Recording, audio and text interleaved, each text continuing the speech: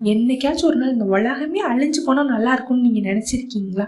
அப்படி நீங்கள் நினச்சிட்டு இருக்கும்போது அது அப்படியே நடக்கட்டும்னு யாராச்சும் உங்களுக்கு வரம் கொடுத்தா எப்படி இருக்கும்? ஒரு சுச்சுவேஷனில் நம்ம ஹீரோயின் மாட்டிட்டு என்னெல்லாம் பண்ணுறாங்க அப்படின்றது தான் இந்த சீரீஸில் ரொம்ப இன்ட்ரெஸ்டிங்காக சொல்லியிருக்காங்க. நான் பேச போகிற சீரீஸ் தமிழ் டப்பில் அவைலபிளாக இருக்க போது எந்த சீரீஸ் எங்கே பார்க்கலாம் அப்படின்றதுல நான் உங்களுக்கு சொல்கிறதுக்கு முன்னாடி நீங்கள் நம்ம சேனலை மறக்காமல் சப்ஸ்கிரைப் பண்ணிக்கோங்க. ஃபஸ்ட்டு நம்ம ரிவ்யூவோ பார்த்துடலாம். இங்கே நம்ம ஹீரோயின் பார்த்தீங்கன்னா ரொம்ப சாதாரணமான லைஃப் வாழ்ந்துட்டு இருக்காங்க.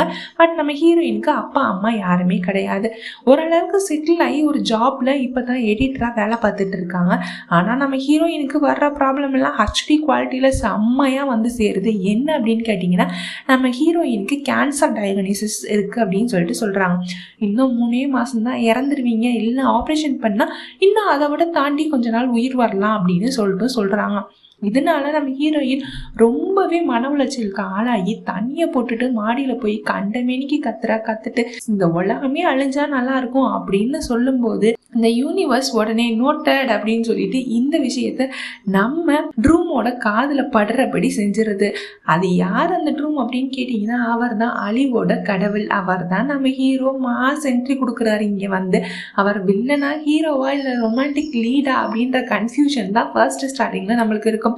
போக போக தான் தெரியும் தலை ஆளின் ஆள்றா அப்படின்னு சொல்லிட்டு. அப்படி இருக்க நம்ம ஹீரோயினை பார்த்து, உனக்கு இன்னும் 100 நாள் இருக்கு சாகறதுக்கு, நீ அழிவை கேட்ட, நானும் சரின்னு சொல்லிட்டேன்.